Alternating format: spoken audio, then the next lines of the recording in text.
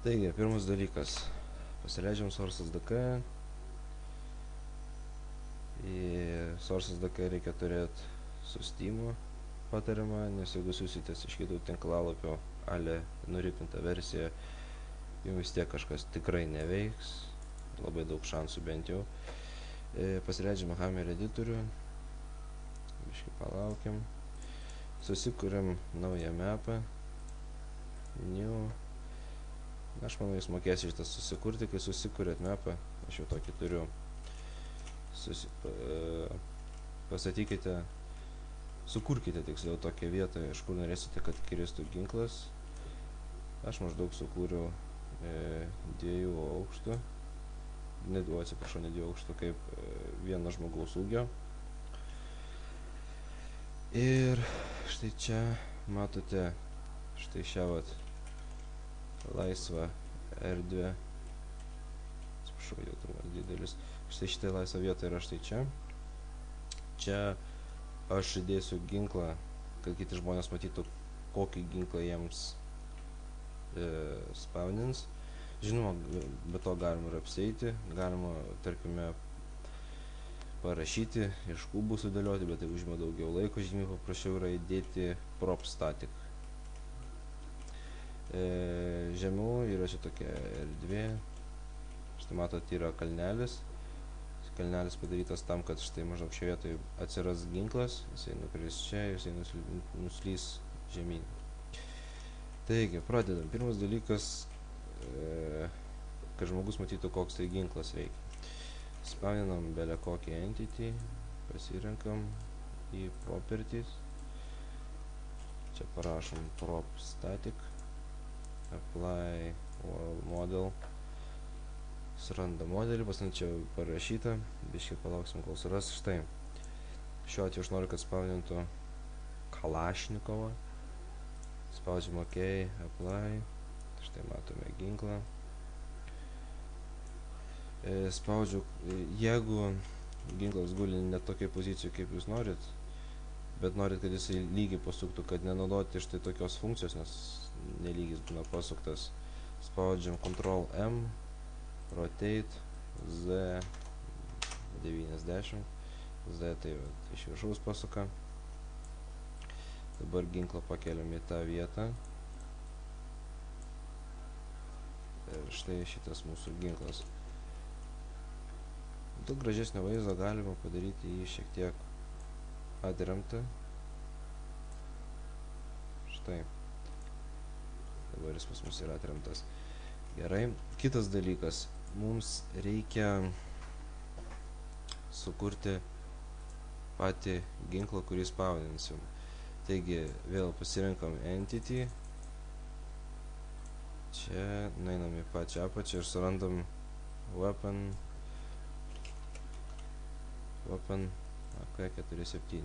Štai pats ginklas atsirado. Jį mes ir spawninsim.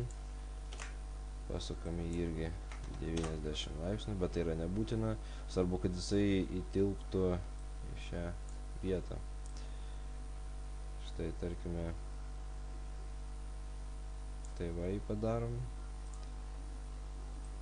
Dar galima taip pastatyti. Šiuo atveju tai nelabai turi didelį įtaką, kaip jisai gulės. Svarbu, kad jisai įtilptų apskritai į vidų. Štai. Ginklas, galima sakyti, jau įtilpo.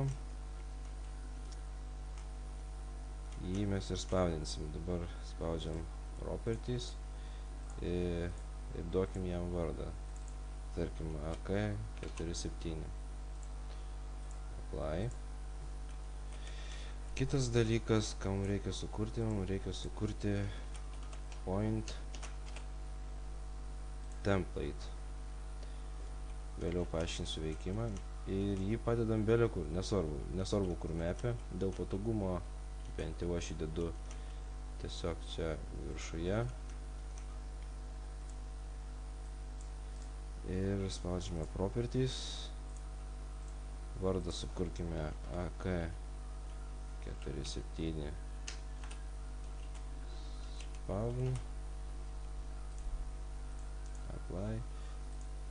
Template 1 tai yra tas dalykas, kurį spausdins šitas template'as. Kaip matote, galima jų padaryti visus 16. Šį kartą mums užteks vieną. Pasirinkam ginklą. Mūsų AK-47, apply. Ir su šito baigta. Dabar sukuriam paprastą mygtuką. Aš dėl greičio paimsiu šiaip briką. Iš plytų padarysiu. Okay. Tie to entity. Func button. Apply.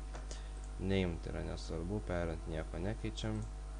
Delay before reset. Aš darau 0, kad nebūtų labai didelio uždelsimo. Output. Pasirinkam output grafą, spaudžiam add. Ir my output named. Tai žodžiu, šitas mygtukas, kai jis yra pažeistas, paspaustas, visų šitų nežinau. Aš naudoju onPressed. Kai jį paspausime, aktyvuosime spawn, ne ginklą, o spawnerį. Ta mūsų point template sukurta. Via this input for spawn. Ir kas šito būdu išeina. Paspaudžiam mygtuką, jis aktyvuoja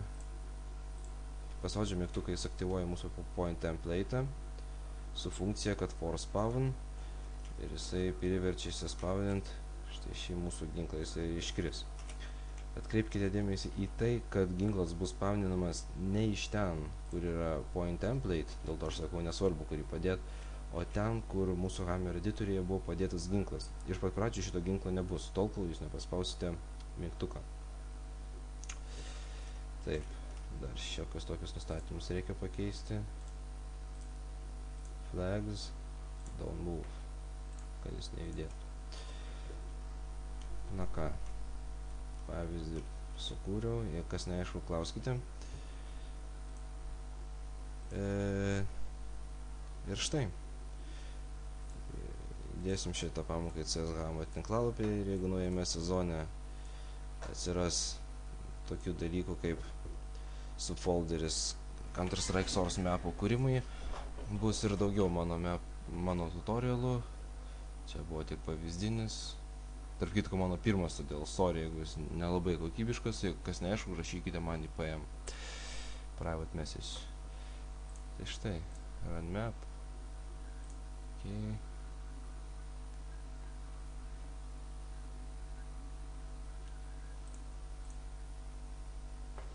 Ir žiūrim, kas mums išėjo.